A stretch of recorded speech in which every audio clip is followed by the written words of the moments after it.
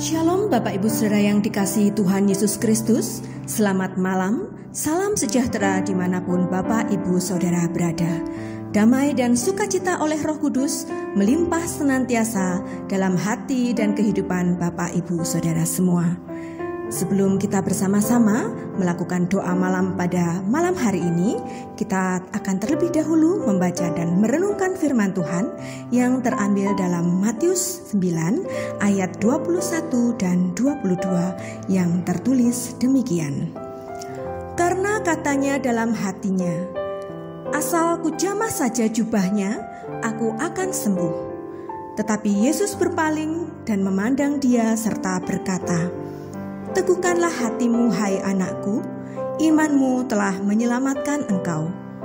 Maka sejak saat itu sembuhlah perempuan itu. Bapak Ibu Saudara yang dikasihi Tuhan, perempuan yang sakit pendarahan dalam kisah di ayat ini sudah menyerah dengan berbagai andalan dalam hidupnya. Para tabib tidak dapat menyembuhkannya.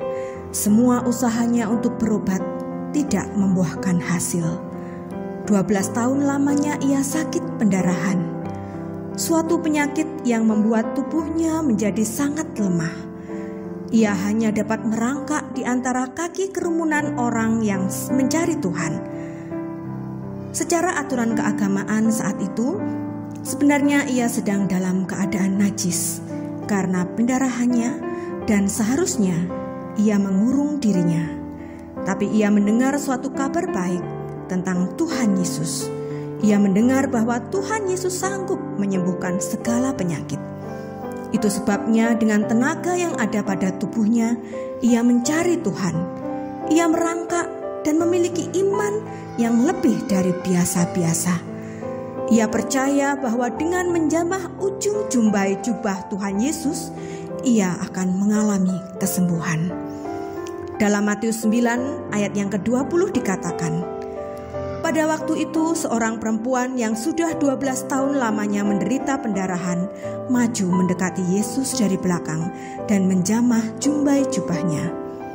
Kemudian ayat 21 dikatakan, karena katanya dalam hatinya, asal kujamah saja jubahnya, aku akan sembuh.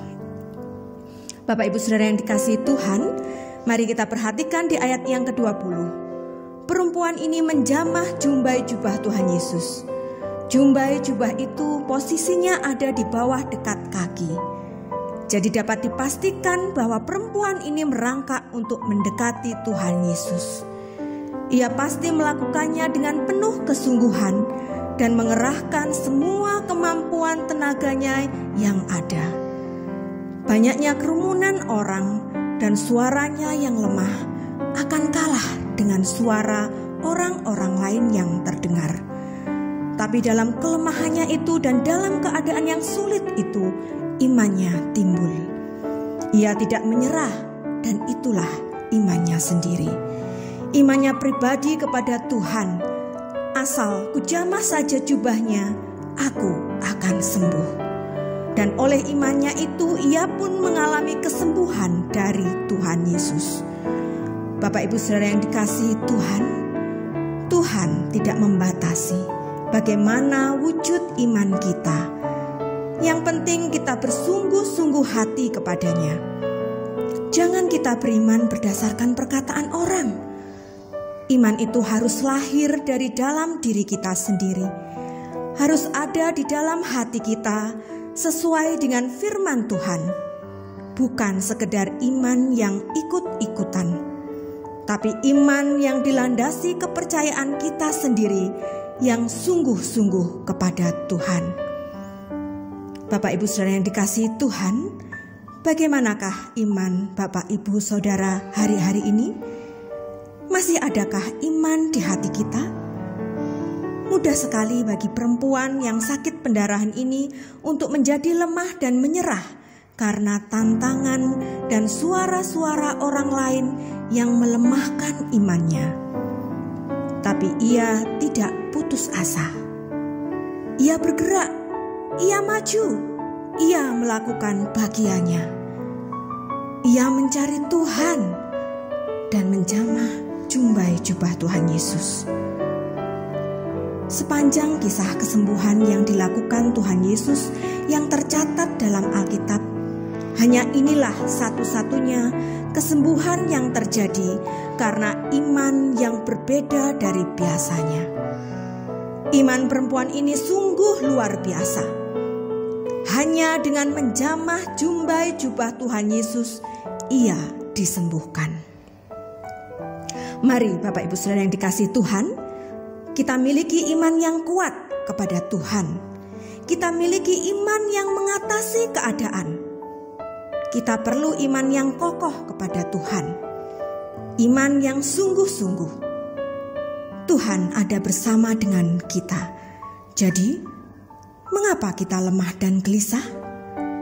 Mengapa kita harus cemas dan takut menghadapi berbagai tantangan hidup? Jangan takut Bapak Ibu Saudara yang terkasih. Jangan gelisah hati. Tapi kita jalani hidup ini dalam iman.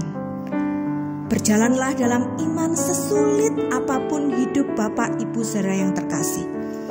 Karena dengan iman itu, maka segala sesuatu akan menjadi mungkin oleh kuasa Tuhan. Tidak ada yang mustahil bagi Tuhan. Orang yang benar akan hidup karena percayanya.